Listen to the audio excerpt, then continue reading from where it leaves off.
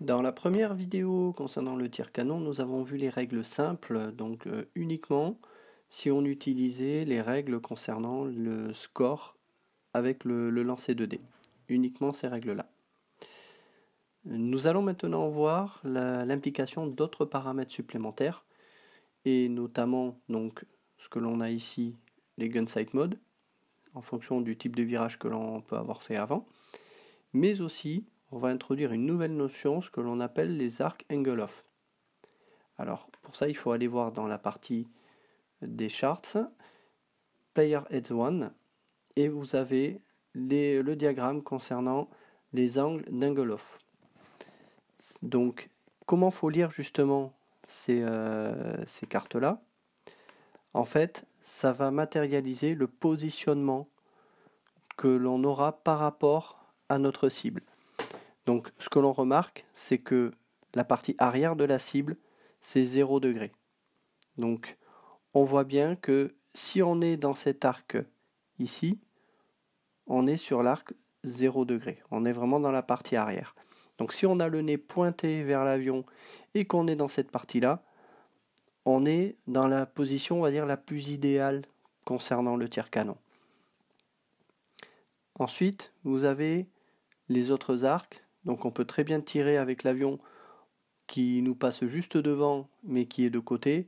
Dans ce cas, ça va également avoir un impact sur le score à faire. Ça va avoir un impact là-dessus. Donc pour ça, il faut se référer à une autre carte. Alors, on va la retrouver. Voilà. Donc ici, dans les Combatant Damage 1, vous avez tous les paramètres à prendre en compte pour le tir canon. Voilà. Et une partie Angle Off Related. Et donc en fonction du positionnement par rapport à l'avion, donc en fonction de l'arc sur lequel on va avoir une implication sur le résultat à faire. Donc on voit bien que si on est sur la ligne 0, donc à 0 degré d'angle off, on va pouvoir en retirer 2 de notre score de dés, et donc avoir plus de chances de toucher la cible. Par contre, si on se décale davantage sur les côtés, on observe que là, si on est à 30 degrés, pas d'impact. 60 degrés, il va falloir rajouter 2 au score. Donc on voit déjà que sur les scores que l'on a à faire, suivant la distance à laquelle on est, si on rajoute 2, on a vite fait de rater. Là par exemple, si on prend le cas à portée 2, il faut qu'on fasse absolument un 0, et uniquement un 0. Donc si déjà on a un impact par rapport à ça, ça veut dire que déjà si on est à 30 degrés, eh bien, on n'aura qu'une seule chance. Par contre, si on est sur la ligne 0, ben là on pourra toujours faire donc un 0, un 1 ou un 2 pour pouvoir toucher la cible. Donc la notion d'angle off, elle est extrêmement importante. Alors comment se repérer? Parce que là aussi c'est assez subtil. Quand on est exactement sur cette ligne là, est-ce qu'on est à 30 degrés ou est-ce qu'on est à 0 degré? Donc là, c'est là que c'est assez subtil à lire. Ce qu'il faut bien comprendre, c'est que la ligne 0 degré, elle est vraiment sur cette ligne-là. Vraiment. Ici. Donc si on prend par exemple cet axe-là, on voit que la ligne ici du 30 degrés nous indique qu'on est sur la partie 30 degrés. Donc dès l'instant où on n'est pas sur la ligne, qu'on est un petit peu sur le côté, en fait on est sur la portion de 30 degrés. Si on passe ce trait-là, qu'on est d'abord pile poil sur ce trait-là, on sera à 30 degrés. Si on passe un tout petit peu à côté, on sera sur l'arc 60 degrés. Et ainsi de suite.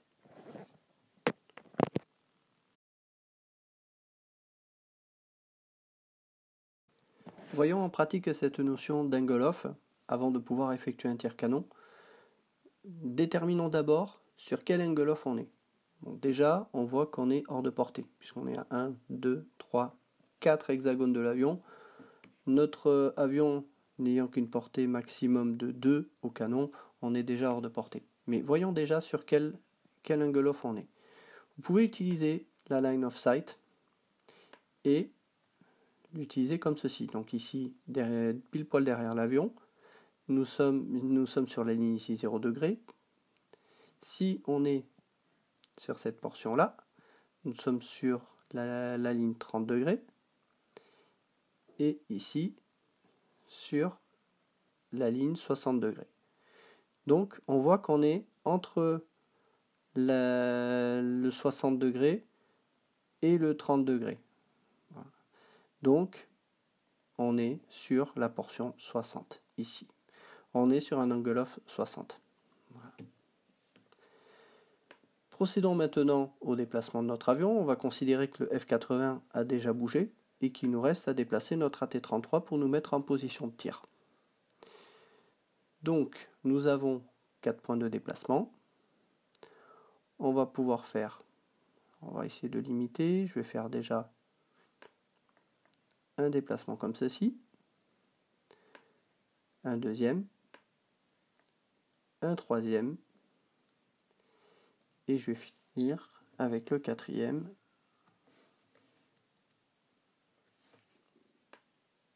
qui va donc se trouver ici. On va arriver pile poil dessus. Donc lorsqu'on est exactement dessus, là déjà on remarque qu'on n'est pas sur le même cap. Si je reviens juste un petit peu en arrière, notre avion ne sera pas aligné avec l'axe de l'avion. Ce qui fait que si on est dans cette position-là, je vais avancer, on est à portée, oui, mais on n'est pas dans le même axe. Si on est dans cette position-là, en fait, on va se retrouver avec un décalage de 30 degrés par rapport à la direction de l'avion. Et donc, si on se réfère à ça, on a beau être juste pile poil sur l'avion, on va se retrouver avec un décalage de 30 degrés, ce qui fait que là aussi on va être dans un angle off à 30 degrés et non pas à 0 degré. Donc si on veut vraiment finir à 0 degré, il faut quand même, si l'on peut, poursuivre le virage et se mettre dans la même direction de l'avion. Et à ce moment-là, on est vraiment collé derrière notre avion à une distance de 0. Et donc là, on va se retrouver exactement sur la ligne 0 degré. Donc si on se réfère aux règles du combat canon, on va être donc exactement sur la ligne 0 degré. Vous voyez que c'est bien marqué ici zero line, donc bien sur une ligne, alors qu'après on est sur des arcs. Donc c'est vraiment la ligne qui compte. Donc là on aura un modificatif de D de moins 2 dans ce cas-là. Si on se réfère maintenant au score que l'on doit faire avec cet avion, à une distance de 0, on doit faire un score de 6. Donc, si on peut appliquer un moins 2, ça veut dire que ici, on peut faire un score jusqu'à 8 et ce sera considéré comme un coup au but. Donc, on va l'appliquer, on lance le dé, on fait un score de 6, moins 2, ça fait 4, c'est bien inférieur à 6, on a donc un coup au but. Voilà. Mettons-nous maintenant dans une autre situation.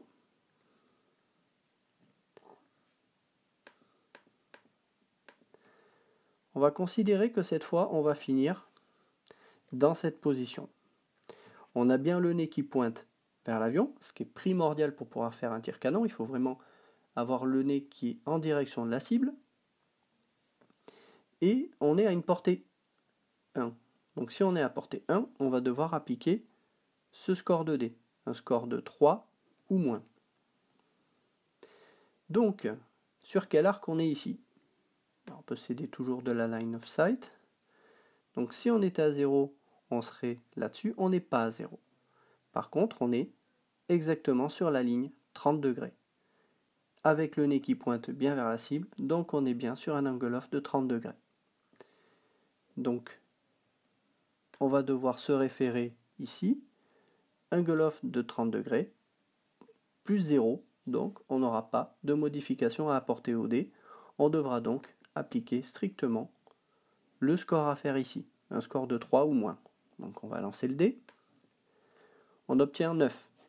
C'est un raté. Voilà. Voyons maintenant si on était dans cette position-là. Imagine. avec toujours le nez en direction de la cible. On est à portée 1. Donc là encore, on va appliquer ce paramètre-là de lancer de dés. Par contre, là, on n'a pas besoin d'utiliser la line of sight, on est vraiment à 90 degrés. Donc on va reprendre la carte en question. On est vraiment en travers, et donc on est sur la ligne 90. Dans ce cas, il va falloir appliquer l'arc 90, et donc on a un plus 4. Donc non seulement on doit faire un score de 3, mais en plus on va devoir appliquer plus 4 à notre résultat. Donc on voit déjà que quel que soit le score que l'on va faire ici, on ne pourra pas avoir de coup au but, à moins que l'on utilise d'autres paramètres qui peuvent modifier favorablement notre tir. Donc si ça peut être la capacité du pilote, ça peut être également l'accrochage radar, etc. Si l'avion était déjà endommagé, si la cible est déjà endommagée. Donc on voit que uniquement ce paramètre-là, si on l'applique, dans le cas que l'on a ici, quel que soit le score que l'on fera, ce sera forcément un raté. Voilà, vous avez déjà quelques notions maintenant pour pouvoir appliquer le tir canon. N'hésitez pas à pratiquer, à vous mettre dans plusieurs situations et à vous référer à cette carte-là, ainsi que à la carte d'Engelhoff, de façon à pouvoir identifier dans quel secteur vous êtes de l'avion.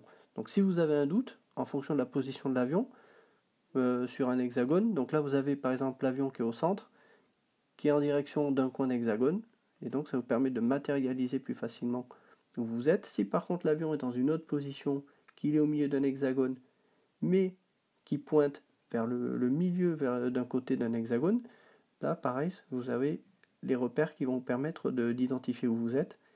Et là également, si l'avion se situe entre deux hexagones, là aussi, ça va vous permettre de pouvoir voir où est-ce que vous vous situez et définir dans quelle situation d'Engelhoff vous êtes et quel modificatif de dés vous pouvez appliquer.